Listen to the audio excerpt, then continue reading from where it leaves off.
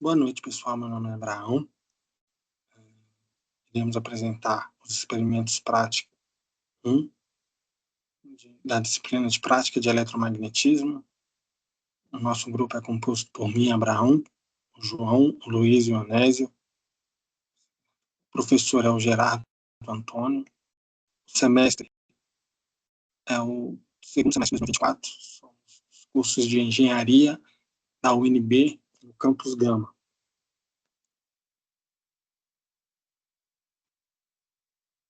Temos aqui os índices, temos a introdução, o experimento dos canudos, o eletroscópio, a pilha galvânica e a lâmpada incandescente.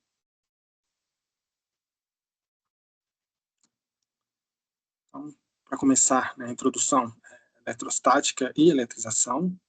Eletrostática é uma área da física voltada para o estudo das cargas elétricas em repouso. A nomenclatura, ela se origina do grego. Tá? Eletrostática vem de elétron, o significado é elétron, e estática vem de estáticos, o significado seria estacionário, portanto, elétron estacionário. Qual a propriedade intrínseca da matéria? Essa carga é uma propriedade física que tem origem das partículas subatômicas, ou seja, dos prótons e os elétrons. Para que ocorra essa transferência de carga entre um corpo e outro, é preciso que ocorra um processo de eletrização, ou seja, alguns dos processos seriam contato, atrito, indução. Certo? Então, para começar, nós temos os experimentos dos canudos, tá bom? Onde nós fizemos um canudo através de repulsão. Tá? Fizemos um canudo se movimentar, ou seja, temos um canudo que está dentro livre, certo? Ele pode se movimentar. E aí, nós, através do atrito com papel, carregamos o outro canudo e aproximamos ele. Certo? E aí ele se movimenta por causa da repulsão, por se tratarem de cargas iguais. Certo? Então, nós temos aqui a lei de Coulomb, tá bom? Que foi utilizada, certo? Para calcular a carga que existe no canudo plástico. Tá? E com isso podemos determinar, né, a carga necessária para acender uma lâmpada de neon. Logo, nós temos que a força eletrostática ela é igual a uma constante dielétrica, uma constante K, que é a constante dielétrica do vácuo, certo? O produto das cargas, Q1 e Q2, dividido pelo raio ao quadrado. Ou seja, a força eletrostática ela é diretamente proporcional ao produto das cargas e inversamente proporcional ao quadrado das distâncias entre elas. Certo? E aí, como estamos tratando de um canudo com Q1 e Q2 que estão eletrizados com a mesma carga Q, né, nós ficamos com uma força eletrostática em que temos um termo que é a constante dielétrica, as cargas Q ao quadrado sobre a distância entre elas ao quadrado. Certo? E aí, assim, nós conseguimos acender, né, fazer o teste na lâmpada de neon. Certo? E foi efetuado o cálculo, certo? Porque uma vez determinada a carga deste canudo, né, e conhecendo desde já a carga da lâmpada de neon, né, dividindo um pelo outro, nós encontramos o número de canudos necessários para se acender uma luz de LED, uma luz de neon. Bom, ou seja, esse cálculo e para que isso ocorra, para que acenda essa lâmpada de neon, gira em torno de 1 ou 2 canudos.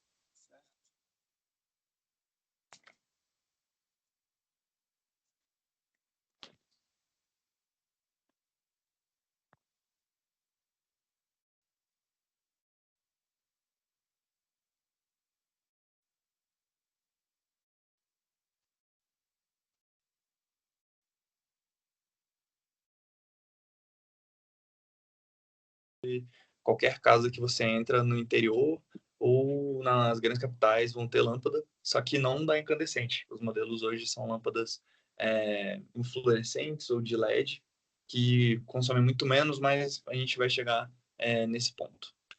A gente pode fazer aqui uma pequena evolução das lâmpadas.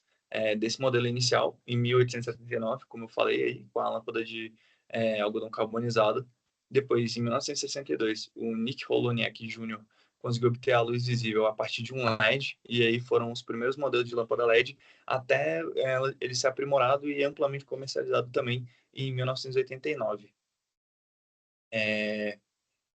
E dado esse breve histórico das lâmpadas, como que é o funcionamento. Aqui no vídeo da direita vai estar acontecendo do nosso experimento, que consiste de um pote de vidro, dois jacarés, né, que são basicamente dois seguradores, que também são condutores, que vão estar segurando um filamento de grafite 09, que a gente usou nesse caso.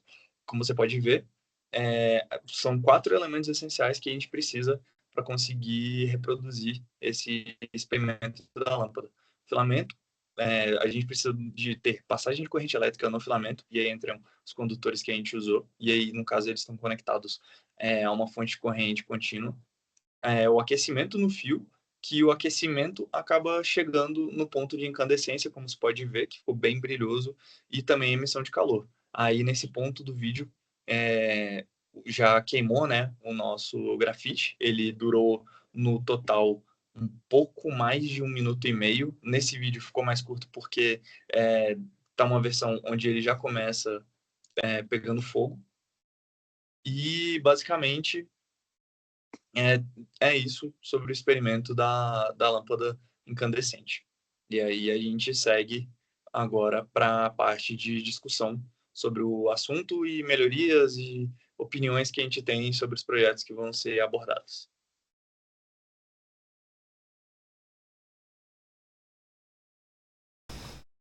Bom, então aqui a história da pilha se inicia em 1700, volta do final dos anos 1700, com os experimentos de Luigi Galvani em rãs dissecadas. Ele percebeu que ao encostar o bisturi na perna de rãs dissecadas, o músculo dela se contraía ao mesmo tempo que o bisturi encostava no maquinário. Ele percebeu também que ao encostar em 2 tipos de metal, a contração era maior. Daí veio então a teoria da existência de uma certa força animal que estaria presente no músculo da rã e que proporcionaria essa contração ao ser tocada por um material que conduzisse energia. Contra a teoria de Galvani foi a teoria de Alessandro Volta, que ao observar os experimentos decidiu realizar sua própria pilha de experimentos, mas dessa vez focando nos metais utilizados. Ele percebeu então que ao utilizar materiais diferentes tipos de metais causavam diferentes tipos de contração, e foi daí então que ele tirou a conclusão que na verdade a energia não vinha do músculo do animal, mas sim da interação entre diferentes tipos de materiais metálicos. Então ele surgiu então com a primeira pilha, a pilha galvânica, que transforma energia química em energia elétrica através de reações de oxirredução. As pilhas galvânicas são feitas a partir de discos de prata e zinco ou quaisquer outros materiais metálicos de diferentes níveis de oxirredução e um dielétrico. O dielétrico é extremamente importante porque Volta percebeu que a energia gerada com uma célula de 2 materiais encostando um no outro, 2 metais encostando no outro, é do mesmo que para qualquer empilhamento de 6 ou 7. Logo, com a adição desse material dielétrico, forma-se uma célula completa e é possível assim aumentar a tensão e somar a tensão dessas pilhas, quer dizer, dessas células da pilha.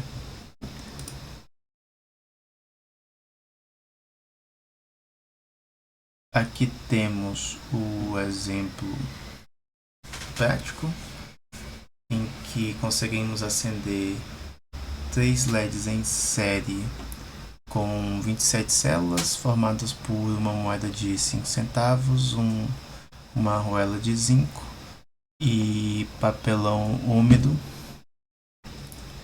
em água salgada. É bem difícil de ver no vídeo, mas são acesos esses 3 LEDs.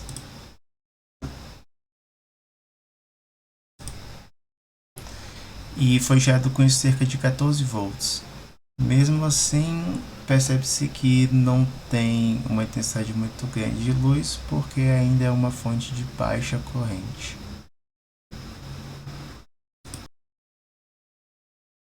Fala, professor, tudo tranquilo? Meu nome é Onésio. Eu vou estar apresentando aqui a parte do eletroscópio e também da lâmpada incandescente.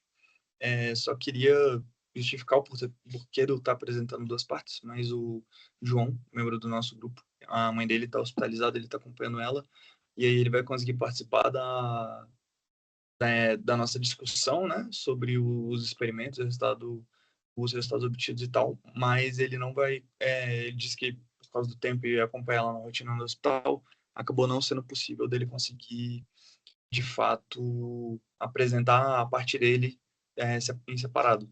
E aí eu falei que por mim tudo bem, ele me fez todos os slides, fez todo o conteúdo, me passou, e aí eu vou estar apresentando aqui também. Mas nessa primeira parte vai ser só sobre o eletroscópio, onde vamos começar com o que é um eletroscópio, para que serve o eletroscópio. E ele é basicamente um equipamento que verifica se um corpo está ou não eletrizado. E aí existem tipos de eletroscópios também que servem para detectar cargas elétricas. E ele funciona com base no princípio da eletrização e da repulsão e atração das cargas elétricas. E é bom falar que existem dois tipos de eletroscópio, que é o de pêndulo e também o eletroscópio de folhas, que é o que a gente fez e foi alvo desse experimento. E a composição do eletroscópio, falando do ideal, é uma esfera condutora, uma barra de metal condutora e duas folhas de metal finas. A gente fez uma versão caseira, que vai estar sendo apresentado no vídeo a seguir, mas antes só falar um pouquinho mais de como é o funcionamento, né, do eletroscópio. Que a gente eletriza primeiro um material, que no caso que a gente usou foi um cano de PVC, e aí as cargas seriam negativas, e a gente aproxima esse material da parte superior do nosso eletroscópio, que eles chamam de esfera condutora, e aí por indução, as cargas do mesmo sinal do material vão ser repelidas pelas folhas metálicas, né? Então a gente vai estar eletrizando essas folhas por estarem com a mesma carga e com o mesmo sinal de carga, né? As folhas vão acabar abrindo e vai ser possível observar isso no vídeo. E aí, como as folhas são carregadas com carga de mesmo sinal, elas repelem, que foi o que eu acabei de falar. E aí a gente prossegue aqui para o vídeo do experimento. Como você pode ver na esquerda, a gente aproximou o PVC, as folhas de metal, elas abriram, e aí, assim que elas abriram, eu encostei meu dedo e eu aterrei esse sistema, né? Que acabou fechando. E a composição do nosso, aquela esfera condutora, né, que falaram, é representada pelo fundo da latinha, que foi colocado ali, e junto disso a gente coloca um pedaço de fio de cobre, que é um fio do condutor, e aí a gente tem duas folhas de papel alumínio que vão servir para a gente conseguir justamente fazer a visualização dessas cargas e da maneira que elas vão estar agindo ali sobre as folhas, né, causando o repelimento delas. E a gente, basicamente isso, né? Ao encostar na folha, a gente vai estar puxando, né? Os elétrons vão espontaneamente estar fluindo para o nosso dedo e depois indo para o nosso corpo. E isso vai descarregar temporariamente, na verdade, não é descarregar, né? Mas a carga de todo o sistema vai estar igual. E aí, quando a gente tira o dedo, as folhas voltariam porque só sobrariam as cargas positivas. Então, da mesma maneira que as cargas negativas estavam presentes e fizeram as folhas de papel alumínio se repelirem, as cargas positivas agora iam estar cumprindo o mesmo papel. E esse foi o experimento do eletroscópio de Foice.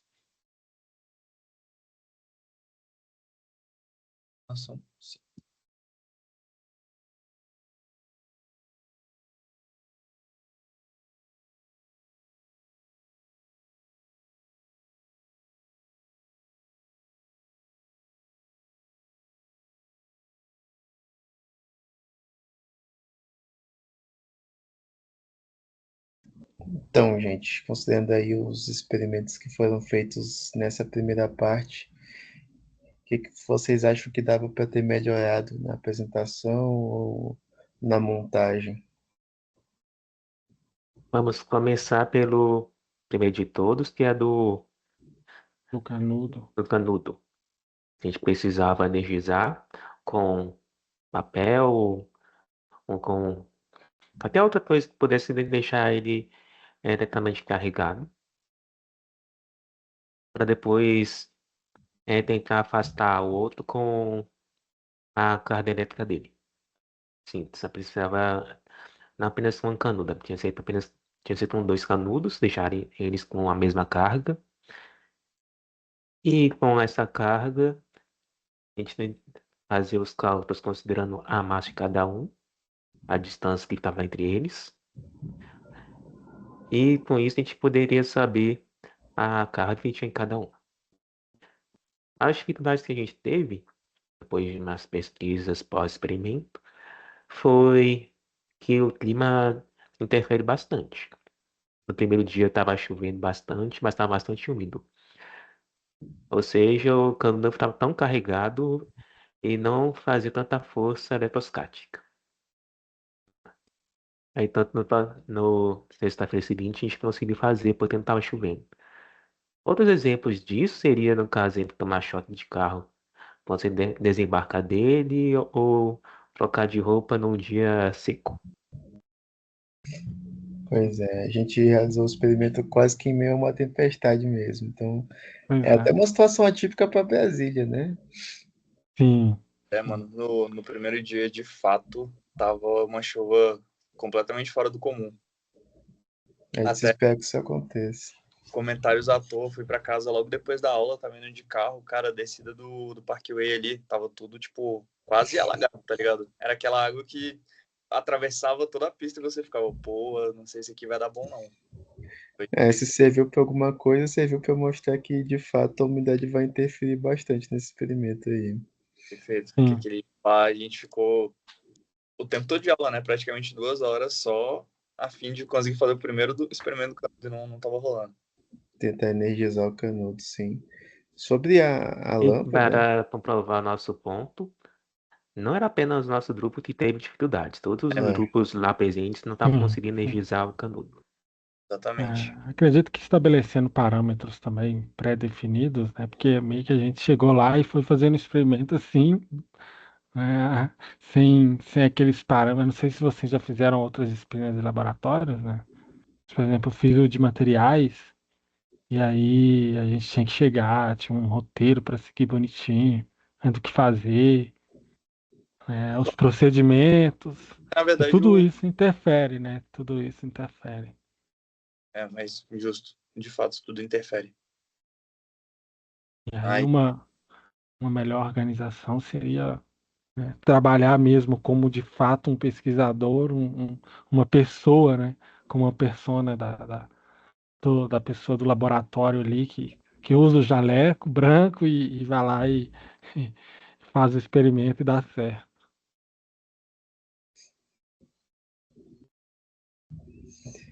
bom, então seguindo para a lâmpada, que eu acho que é um dos experimentos mais interessantes também que a gente Sim, fez, teve toda a questão sobre o vácuo, porque foi uma estratégia comum usar queimar uma vela para consumir um pouco do do oxigênio que estava oxigênio. dentro e criar um vácuo parcial, né?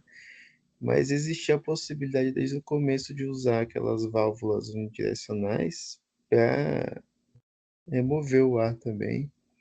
Claro que é um pouco mais difícil, né? Vai ter que ter uma seringa, vai ter que ter a própria válvula que não se encontra em qualquer lugar, Mas não aumentaria muito em complexidade também montar um experimento a partir disso. Pois é, e no material adicional que o professor dá, do experimento da lâmpada, também tem um que é só ensinando a fazer essa válvula de vácuo aí, meio do it yourself, né? Mas além Sim, o professor também tinha comentado que, ao invés de tentar criar o vácuo dentro do pote, né, que a gente usou, do ambiente ali do bulbo da lâmpada, a gente podia usar hélio ou então qualquer outro gás nobre que normalmente Verdade. é para conseguir ter um efeito semelhante, né? Também dava. Sim. A questão do filamento também, né, seria interessante a gente talvez atualizar o filamento para algo mais resistente, né. Por exemplo, Thomas Edison, quando iniciou essa descoberta, ele testou mais de 1.600 filamentos, até chegar no ideal e tudo, né. Mas assim, é um experimento muito curioso, né? Porque a gente fica utilizando usualmente, né, a lâmpada e tudo mais hoje em dia como algo normal, né, mas quando a gente pega de fato para fazer e para ver o que está acontecendo dentro e tudo mais, é algo assim muito diferente. É muito bom de ver isso, sabe? Muito legal de ver esses experimentos assim, porque aí a gente sai um pouco da teoria, né, que a gente fica ali dentro da sala e vai para a prática e ver de fato como realmente é aquela teoria que a gente está desenvolvendo dentro de sala.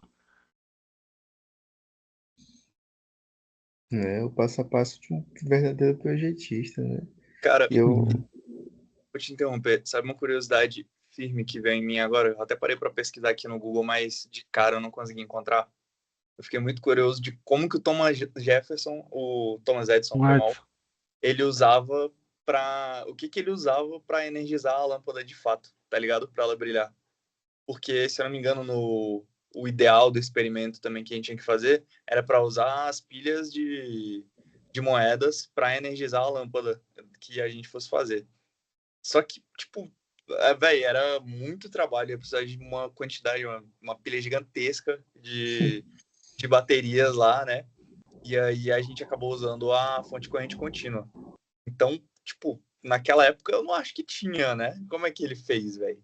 Que eu é, no Google assim, tipo, não tem nenhuma resposta direta, tá ligado?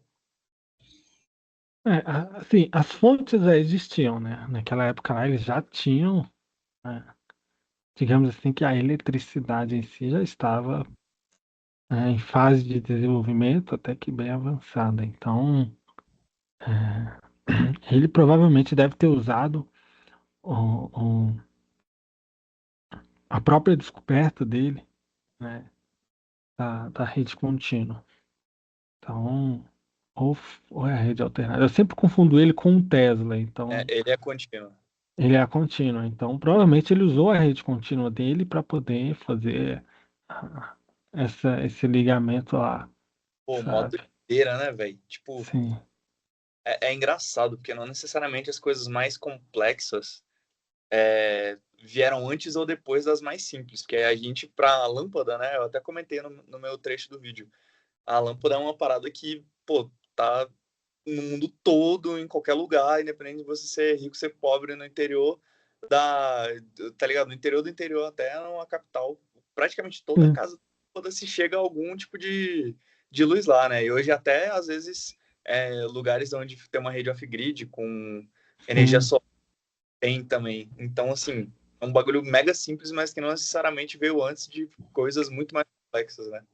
Sim, sim. E assim, a grande dificuldade da lâmpada mesmo, do desenvolvimento final de uma lâmpada, foi a parte de materiais. Foi justamente na lâmpada que foi descoberto grandes materiais com propriedades muito boas para temperatura, para corrosão, né, para oxidação. Foi justamente ali com eles, né, desenvolvendo lâmpadas, porque eles testaram os mais vastos tipos de material para o filamento.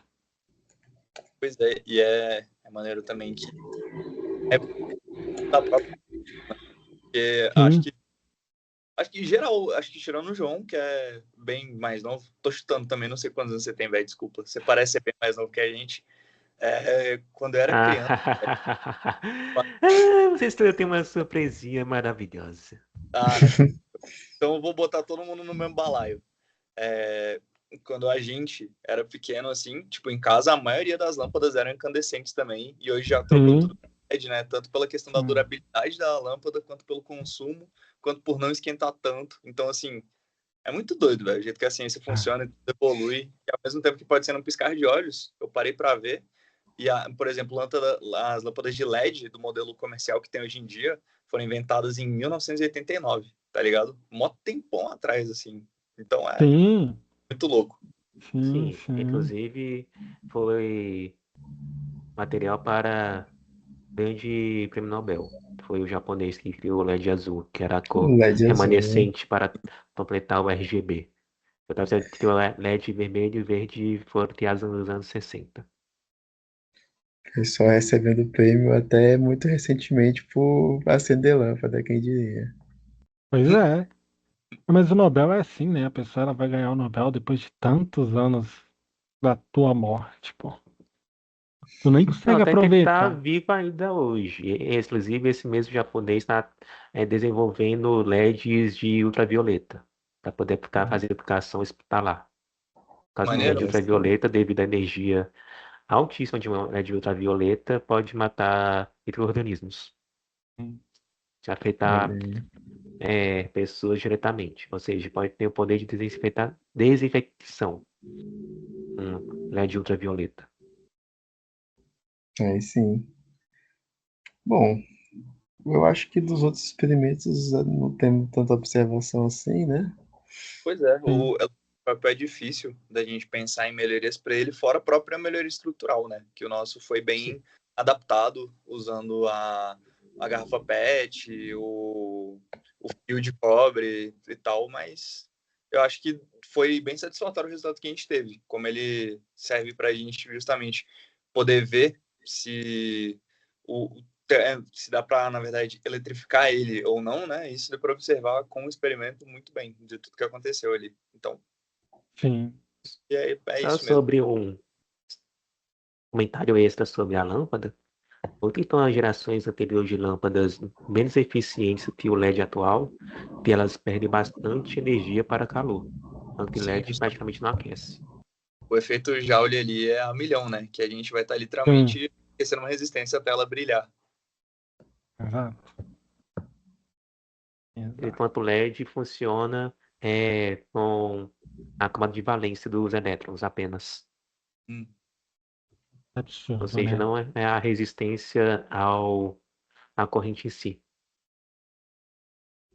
não as lâmpadas anteriores. É interessante. A ciência é fantástica, né? Você, igual ali, o João explicou a questão do LED aí através dos elétrons, né? Então, assim, cara, é fantástico. Ainda mais ver isso na prática, no laboratório. Como é que as pessoas desenvolveram o trabalho que elas fizeram, o caminho que elas tomaram. Bom, acho que a gente vai ficando por aqui então. É, E um detalhe muito assim que eu obrigado. lembrei, sim, só te cortando, Vai Luiz, falar. um detalhe que eu lembrei aqui agora também, que também a gente não falou muito dele, né? É até um- uma pessoa que não se é comentada, mas que tem grandes realizações, eu até citei ele, mas não falei diretamente, que é o Tesla, que ele conseguiu ligar uma lâmpada sem nenhum fio, né, apenas com ondas eletromagnéticas de uma certa distância até que considerável. Tem alguns escritos que falam que ele ligou a cerca de 3 quilômetros ali de distância e tudo mais. Enfim, né, ele explodiu uma usina, infelizmente, mas assim, é um cara também que revolucionou, né? A criação das lâmpadas fluorescentes veio a partir dele. É ele que teve essas ideias mirabolantes aí, teve grandes ideias. É. Até o próprio Albert Einstein falou que em uma entrevista que a repórter perguntou como seria, né, como é ser o maior cientista, a pessoa mais inteligente do mundo, o maior cientista do mundo, ele falou, não sei, pergunta para Nikola Tesla. Então, assim, é um cara que de fato merece um reconhecimento justamente nessa área também, juntamente com Edison. Ele chegou a trabalhar com Edison, mas havia rivalidades, mas é uma pessoa assim também que nesse desenvolvimento, né, é uma pessoa assim também de saber notório de citar ela aqui também. Mas no mais eu acredito que é isso. Quanto aos outros experimentos, eu também não tenho nenhuma ressalva. Achei que seria melhor mesmo, igual o Anésio falou, que é questão estrutural, né, do material utilizado, melhorias assim na área de material. E é isso. Pois é, mano, e só adicionando uma última coisa aqui, totalmente curiosidade aleatória, inútil. Eu não faço a menor ideia do porquê. Tipo, o Nikola Tesla, por exemplo, eu já sabia da foto dele, de tal, que, tipo, o cara existia já na época que dava pra tirar foto e tal. Mano, pra mim, o Thomas Edison, tipo, não tava, tá ligado? Pra mim, ele era uma relíquia, que nem, sei lá, o Newton, tá ligado? Só tinha Tem, pintura. Pô, tem foto dele, eu usei no trabalho, inclusive, eu nunca tinha visto, velho. Acho que nos tem, meus pô.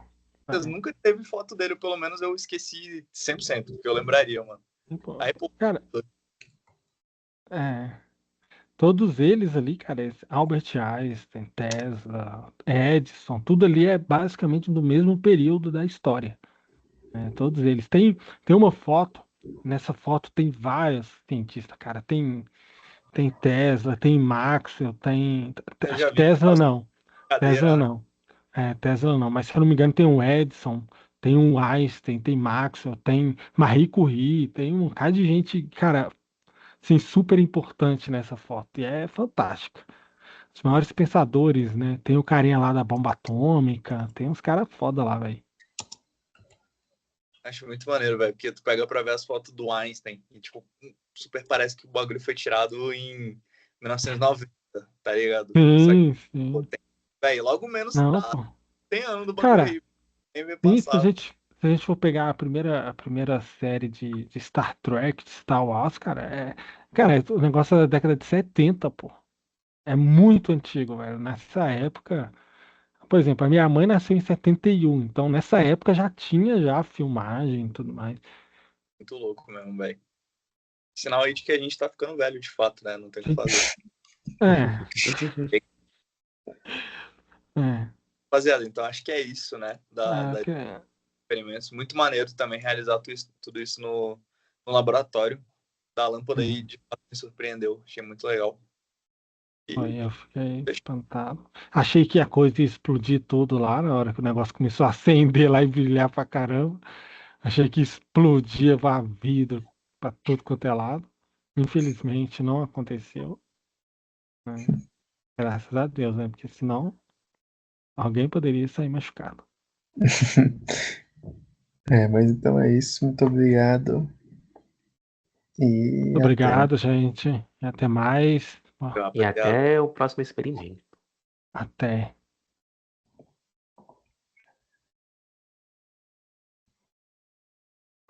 O bom, hein? Meia horinha só de discussão. Tá maneiro. Tá.